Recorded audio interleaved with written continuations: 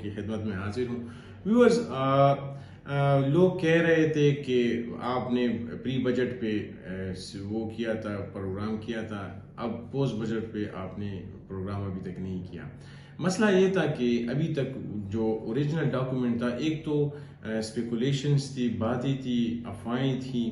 چونکہ original document ابھی تک وہ انہوں نے حکومت نے شائع نہیں کیا تھا، تو اس وجہ سے میں نے یہ اتنا دن ویٹ کیا اور آپ لوگوں کو بھی ویٹ کرنا پڑا بجٹ کے مطابق یا بجٹ کے حوالے سے اگلے پروگرام تک.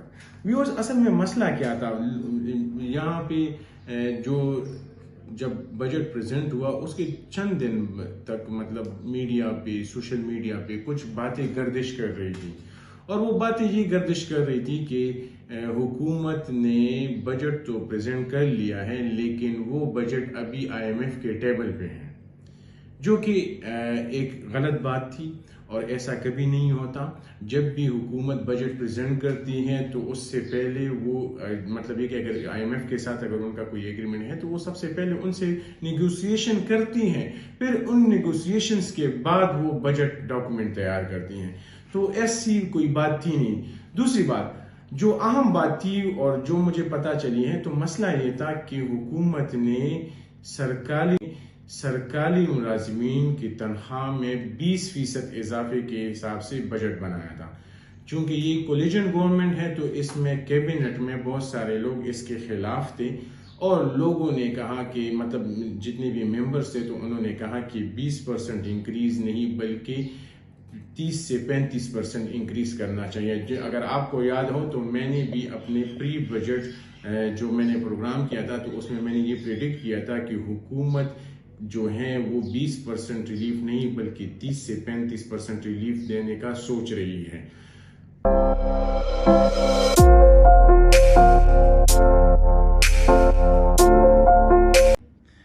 ویورز، تو جس طرح ہم سوچ رہے تھے کہ یہ ایک عوام دوست بجٹ ہوگا اور اس میں عوام کو بہت زیادہ ریلیف ملے گا، لیکن اگر ہم دیکھیں تو ہماری ملکی حالات کچھ ایسے نہیں تھے. کچھ تو ہمارے ملک کے حالات ٹھیک نہیں تھے. ملک کی حالات سے مراد یہ ہے کہ 30 جون 2023 کو ہم IMF کی جو ہم نے جو IMF کے ساتھ جو ایگریمنٹ کیا ہے اس کا لاسٹ دن ہوگا، اور سٹل ہمارے اور IMF کے درمیان ابھی مذاکرات ہوئے نہیں پائے، اور یہ بھی اسپیکولیشن ہیں کہ آنے والی گورنمنٹ جو ہوگی وہ IMF کے ساتھ مذاکرات کرے گی، اور یہ گورنمنٹ IMF کے ساتھ فردر مذاکرات نہیں کرنا چاہتی. دوسری جانب یہ بھی خبریں ہمیں مل رہی ہیں کہ IMF نے جن شرائط اور IMF نے جس طریقے سے کہا تھا تو ہم نے اس بجٹ کو اس طریقے سے بنایا ہے جس کی وجہ سے عوام کو اتنا خاصا ریلیف نظر نہیں آ رہا. اس بجٹ میں جو چیزیں چیدہ ہیں اور جو چیزیں عام عوام کے لیے فائدے کی ہیں، باقی تو بجٹ میں بہت ساری چیزیں ہیں، لیکن میں آپ کو وہ چیزیں تمام کے تمام ایکسپلین کروں گا یا بتاؤں گا جو کہ کیا ہے، جس میں عام لوگوں کا انٹرسٹ ہوتا ہے اور ایک عام لوگ ان کے بارے میں جاننا چاہتے ہیں. اسپیشلی اکنامکس کے ایک اسٹوڈنٹ ہونے کے ناطے آپ کو کن چیزوں کے بارے میں پتہ ہونا چاہیے.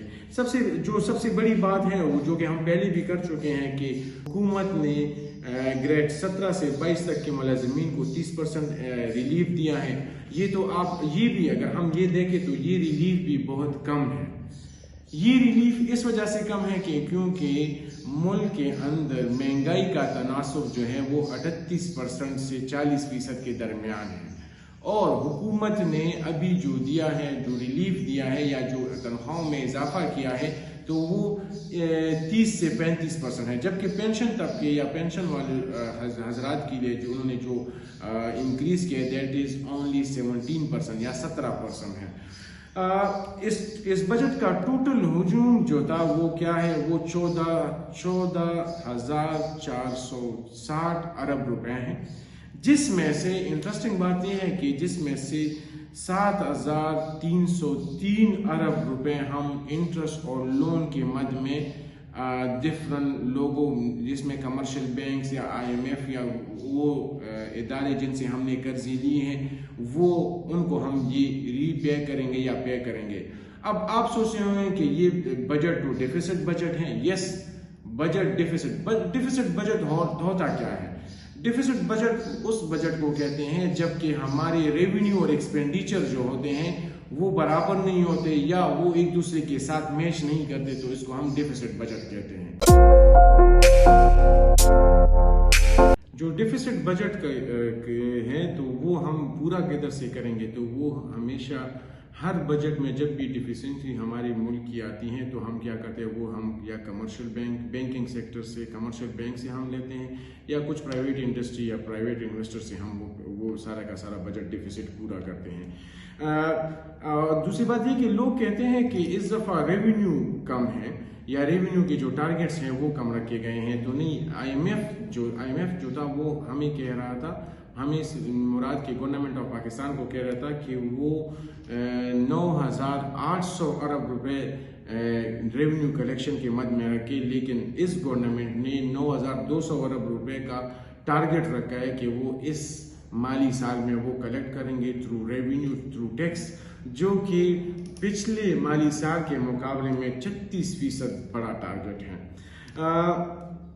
इसके साथ साथ प्रोविंशियल या सूबाई जितने सूबे हैं उनके लिए 5,276 अरब रुपए रखे गए हैं। व्यूअर्स, अमूमन मुझसे लोग सवाल करते हैं कि किस तरीके से ये डिस्ट्रीब्यूशन किस तरीके से होती है, तो मैं आज आपको ये चीज़ भी क्लियर करके देता हूँ कि ये आर्टिकल 3 की प्रोविंशियल गवर्नमेंट अंडर आर्टिकल 3 की एवज के अंदर ये तकसीम की जाती है, जिसमें पंजाब को कितना मिलता है, पंजाब को राउंड अबाउट 52 या 51.7% मिलता है, सिंध को 24.5% मिलता है, केपी को 14.6% मिलता है और बलूचिस्तान को 9% मिलता है। अब इसकी डिस्ट्रीब्यूशन किस तरीके से की जाती है, तो इसके लिए डिफरेंट इंडिकेटर्स इन्होंने लेके, हुकूमत ने डिफरेंट इंडिकेटर्स रखे हैं और उन इंडिकेटर्स की बुनियाद पे हुकूमत ये डिस्ट्रीब्यूशन करते हैं। उन इंडिकेटर में सबसे बड़ा जो है वो 82% जो इंडिकेटर है वो है पॉपुलेशन का, आबादी का तनासुब है, फिर उसके बाद पावर्टी और बैकवर्डनेस है जिसका रेशो जो है वो 10% है, फिर रेवेन्यू कलेक्शन एंड जनरेशन या रेवेन्यू कलेक्शन का जो वो रखा गया है, इंडिकेटर रखा गया है जो कि जिसकी वेटेज जो है वो 5% है, और इसके अलावा इनवर्स पॉपुलेशन डेंसिटी जिसकी जो पूरी की पूरी परसेंटेज है इस इंडिकेटर में वो 2.7 मतलब तकरीबन 3% के बराबर है। अब पॉपुलेशन इंटेंसिटी क्या होती है, तो पॉपुलेशन इंटेंसिटी बेसिकली जब हम टोटल पॉपुलेशन को उस इलाके या उस सूबे के एरिया पे डिवाइड करते हैं तो इससे पॉपुलेशन इंटेंसिटी निकलती है।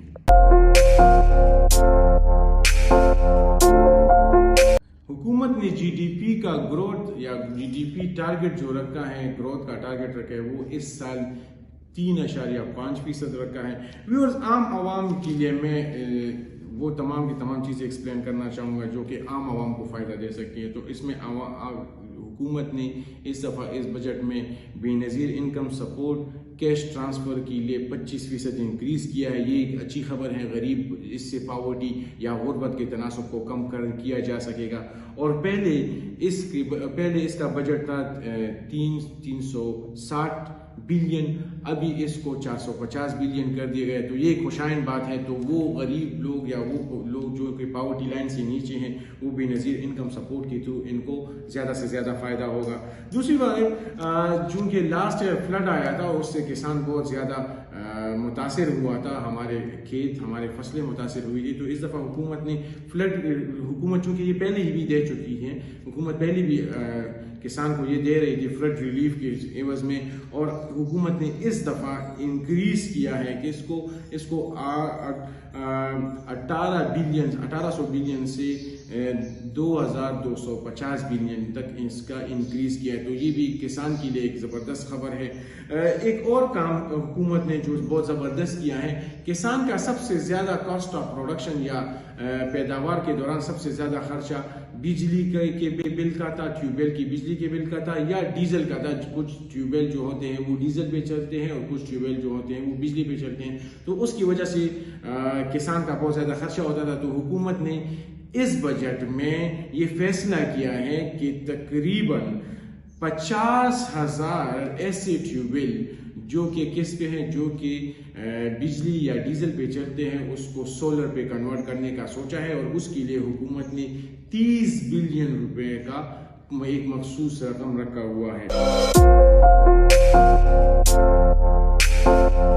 ایجوکیشن کمیشن یا ہائر تعلیم کے لیے حکومت نے کیا کیا ہے، اس بجٹ میں کرنٹ ایکسپینڈیچر کے لیے حکومت نے رکھے ہوئے 65 بلین روپیز اور 70 بلین روپیز جو ہیں وہ حکومت نے ڈیولپمنٹل ایکسپینڈیچر کے لیے رکھا ہوا ہے۔ اس میں ڈیولپمنٹل ایکسپینڈیچر سے مراد یہ ہے کہ اگر کوئی نیا انفراسٹرکچر ڈیولپ کرنا چاہے یا کوئی یونیورسٹی اسٹیبلش کرنا چاہے تو اس کے لیے 70 بلین کا رقم رکھا ہوا ہے۔ اس کے ساتھ ساتھ 5 بلین روپیز جو حکومت نے اسٹوڈنٹ اسکیمز کے لیے رکھا ہوا ہے یا اسٹوڈنٹ HEC کے ڈفرینٹ فائنینشیل سپورٹ پروگرام ہیں ان کے لیے رکھا گیا ہے۔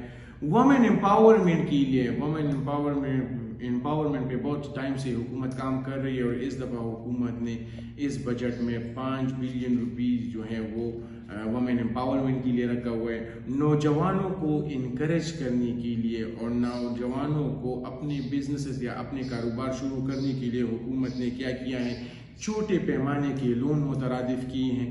چھوٹے پیمانے کے لون سے کیا ہوگا، جس کا ہجوم حکومت نے اس کے لیے 10 بلین روپیز رکھی ہوئی ہیں، اور اس کا ہجوم جو ہوگا وہ 2 لاکھ سے لے کے 5 لاکھ تک اور 5 لاکھ سے لے کے 10 لاکھ تک ہے، ڈیپینڈ کرتا ہے اس بزنس کی کیپیسٹی کو دیکھتے ہوئے۔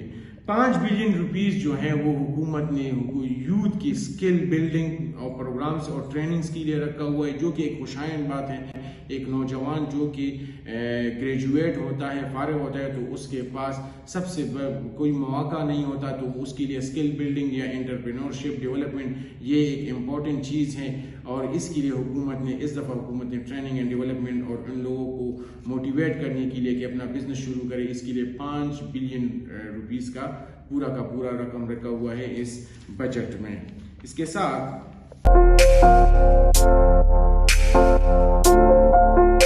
ڈیفنس کے لیے حکومت نے اس دفعہ 1804 ارب روپے رکھے ہیں۔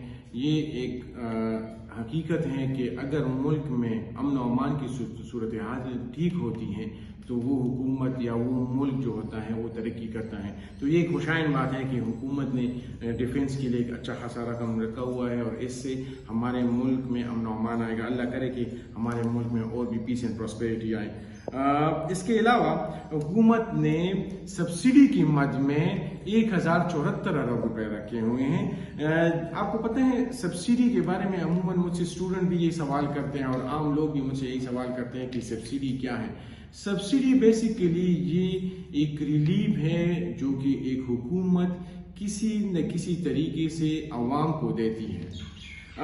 اگر ہم بات کریں تو اگر پاور سیکٹر، اگر بجلی مہنگی ہوتی ہے اور حکومت چاہتی ہے کہ عوام کو سستی بجلی دی جائے تو حکومت کیا کرتی ہے، حکومت وابڈا کو سبسیڈائز، حکومت وابڈا سے سبسیڈائز ریٹ پہ بجلی لیتی ہے۔ مطلب میرا یہ ہے کہ کچھ پر یونٹ، لیٹ سپوز اگر پر یونٹ کاسٹ 20 روپے آ رہا ہے تو اور حکومت چاہتی ہے کہ 5 روپے کی سبسڈی دے دے، تو حکومت 5 روپے ہمارے عوض پر یونٹ پے کرتی ہے اور 15 روپے جو ہوتے ہیں وہ ہم پے کرتے ہیں۔ اس کے ساتھ ساتھ جتنی یوٹیلیٹی سٹورز ہیں ان میں جو ہمیں سبسیڈائز ریٹ پہ جتنی چیزیں ملتی ہیں تو یہ بھی سبسڈی کے ایک فارم ہے۔ یہ اس طرح پرائم منسٹر کی اسکیم ہوتے ہیں، جس طرح ابھی آٹا مہنگا تھا تو پرائم منسٹر نے فری آٹے یا سستا آٹا کا ایک کیمپین تھا اور اس میں سبسیڈائز ریٹ پہ ہمیں آٹا مل رہا تھا۔ تو یہ ساری کی ساری چیزیں حکومت یہ پیسے سارے کے سارے سبسڈی کے مد میں اسی لیے رکھتی ہے، اور یہ جب بھی ضرورت ہوتی ہے تو حکومت اس کو یوٹیلائز کرتی ہے۔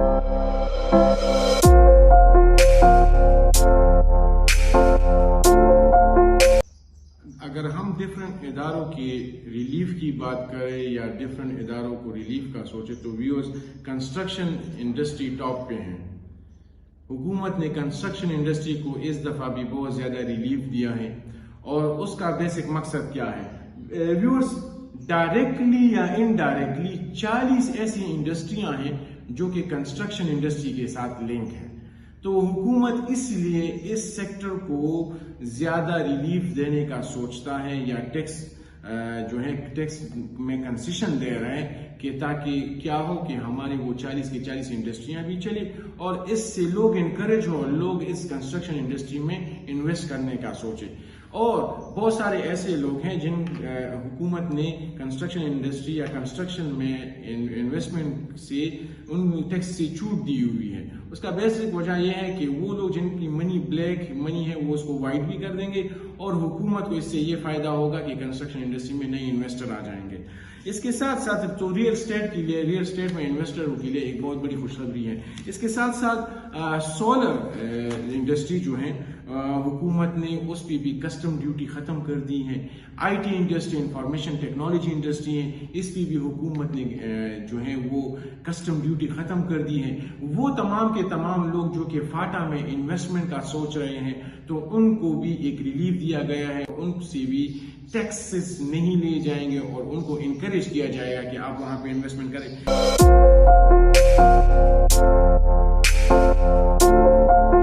اس کے علاوہ حکومت نے مینوفیکچرنگ انڈسٹری میں ڈائپرز اور ان انڈسٹریوں کو بھی ریلیف دینے کا سوچا ہے. اس کو ریلیف دینے کا مقصد یہی تھا کہ کیا ہو کہ یہ لوگ انکریج ہو جائیں اور اس انڈسٹری میں انویسٹمنٹ کریں. فردر مور حکومت نے منیمم ویج جو ہے وہ بھی بڑھا دیا ہے, جو کہ 30 سے 32 ہزار کر دیا. تو یہ بھی ہمارے مزدور طبقے کے لیے ایک بہت خوشائن خبر ہے کہ حکومت نے کیا کیا ہے, ان کے جو منیمم ویج کا جو لیول ہے وہ بڑھا دیا ہے 30 ہزار سے لے کے 32 ہزار تک. ایک اور حکومت نے اس کوئی نیا ٹیکس تو حکومت نے نہیں لگایا, لیکن حکومت نے ایک نیا ٹیکس مترادف کیا ہے, لیکن وہ ایک ہائی کلاس کی ریونیو کے لیے لوگوں کے لیے, ہائی کلاس انکم والے لوگوں کے لیے ہیں. یہ تمام یا ہمارے جیسے لو کلاس انکم والے یا لو انکم والے لوگ جو ہوتے ہیں ان کے لیے یہ ریلیف, ان پہ یہ ٹیکس لاگو نہیں ہوتا. اس ٹیکس کا نام ہے سپر ٹیکس.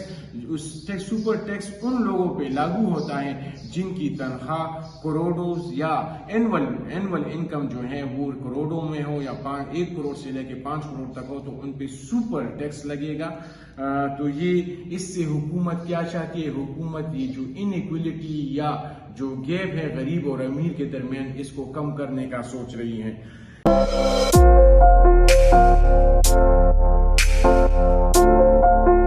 ویورز, کچھ لوگ سوچ رہے ہیں یا بہت سارے لوگ سوچ رہے ہیں کہ یہ بجٹ فائنل بجٹ ہے. تو نہیں ویورز, ایسا نہیں ہوتا. ویورز, آج سے پیر کے دن سے ابھی اس پہ قومی اسمبلی میں ڈسکشن شروع ہو چکی ہے اور یہ ڈسکشن 14 دن جاری رہے گی. اس کے بعد قومی اسمبلی اس بجٹ کو اپروو کرے گی. اس کے بعد یہ ایک بجٹ ڈاکومنٹ بنے گا. یہ جو مینوفیکچرنگ فگرز بنائے ہیں شاید اس میں کوئی چینجز آ بھی سکتے ہوں. کیونکہ 14 دن قومی اسمبلی کے فلور پہ یہ بجٹ ڈسکس ہوگا اور فائنینس منسٹر جو ہوتا ہے وہ سارے کے سارے جو اسمبلی کے ممبران ہوتے ہیں ان کے سوالاتوں کے جوابات دیتے ہیں اور آخر کار جب ہر ایک چیز فائنل ہو جاتی ہے تو اس کے بعد بجٹ اپروو ہو کے وہ ہائر یعنی سینٹ چلی جاتی ہے اور پھر اس کے بعد اپروو ہو جاتی ہیں. اس کے ساتھ ہی کہ اس ویڈیو سے آپ کو بہت ساری معلومات ملی ہوگی. میں امید کرتا ہوں کہ آپ کو یہ ویڈیو پسند آئی ہوگی. کائنڈلی ہمارے چینل کو سبسکرائب کرے, لائک کرے, کمنٹ کرے اور اپنے پیاروں کے ساتھ شیئر کرے اور ہمیں کچھ پازیٹیو سجیشن دے کہ ہم آنے والی ویڈیوز میں آپ ہم سے کیا ایکسپیکٹ کرتے ہیں. شکریہ. اللہ حافظ.